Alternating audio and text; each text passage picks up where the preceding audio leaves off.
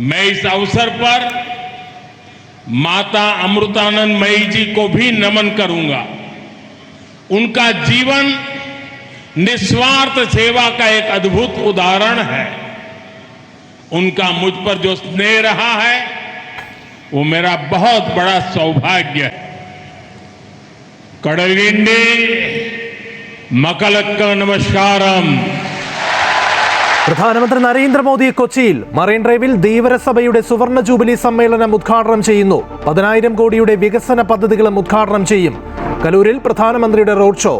NDAയുടെ തെരഞ്ഞെടുപ്പ് കൺവെൻഷനിലും പങ്കെടുക്കും. കൊച്ചിയിൽ പ്രധാനമന്ത്രി പങ്കെടുക്കുന്ന ദേശീയപാത ഉദ്ഘാടന ചടങ്ങിൽ പൊതുമരാമത്ത് മന്ത്രി മുഹമ്മദ് റിയാസിന് ക്ഷണമില്ല. മുഖ്യമന്ത്രിയും മന്ത്രിമാരും ചടങ്ങ് ബഹിഷ്കരിക്കും. ഔദ്യോഗിക പരിപാടിയിൽ BJP സംസ്ഥാന അധ്യക്ഷന് ക്ഷണം. സമാന്തര ഉദ്ഘാടനത്തിന് സംസ്ഥാന സർക്കാർ രാമനാട്ടുകര വെങ്ങളം റീച്ചിൽ ദേശീയപാതയിൽ ഉദ്ഘാടനവും റോഡ് ഷോയും നടത്തും. കാസർഗോഡ് ദേശീയപാത 1-ാം റീച്ചിൽ സമാന്തര ഉദ്ഘാടനം നടത്തി ഉദുമ MLA CH കുഞ്ഞമ്പു.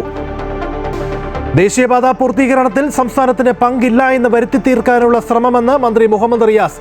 ഉപേക്ഷിച്ചു പോയ പദ്ധതിക്ക് പുതുജീവൻ നൽകിയത് മുഖ്യമന്ത്രിയും സർക്കാരുമെന്ന് മന്ത്രി V ശിവൻകുട്ടി.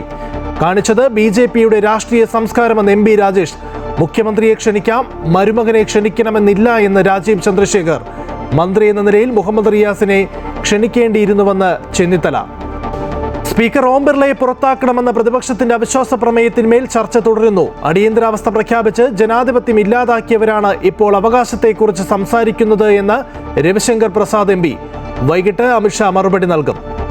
രാജ്യത്ത് ആദ്യ ദയാവധത്തിന് സുപ്രീം കോടതിയുടെ അനുമതി. ഗാസിയാബാദ് സ്വദേശി ഹരീഷ് റാണയുടെ ചികിത്സ ഘട്ടം ഘട്ടമായി അവസാനിപ്പിക്കാമെന്ന് കോടതി. അനുമതി മാതാപിതാക്കളുടെ ഹർജിയിൽ.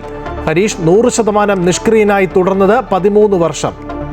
പശ്ചിമേഷ്യയിലെ യുദ്ധ സാഹചര്യത്തിൽ രാജ്യം ഇന്ധനക്ഷാമത്തിലേക്കെന്ന ആശങ്ക. ഭീതി വേണ്ട എന്ന് കേന്ദ്ര സർക്കാർ. സിലിണ്ടർ വിതരണം നിർത്തിയതോടെ ഹോട്ടൽ കാറ്ററിംഗ് മേഖല പ്രതിസന്ധിയിലേക്ക്. നാളെ മുതൽ ബുക്ക് ചെയ്യുന്ന ടിക്കറ്റുകൾക്ക് ഇന്ധന സർചാർജ് ഏർപ്പെടുത്താൻ എയർ ഇന്ത്യയും എയർ ഇന്ത്യ എക്സ്പ്രസും. ഇന്ധന പ്രതിസന്ധി താൽക്കാലികമെന്ന് വൈറ്റ് ഹൗസ്.